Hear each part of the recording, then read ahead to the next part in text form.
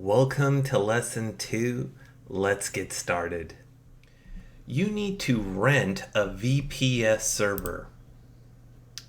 This costs money. The price is $12 a month and $144 if you do a year contract. Once you have signed up and paid, you are going to log in to your remote desktop, which will look something like this. And you are ready to move on to lesson 3. Why this specific VPS server? It has a low price. It is a USA-based company. And it is secure.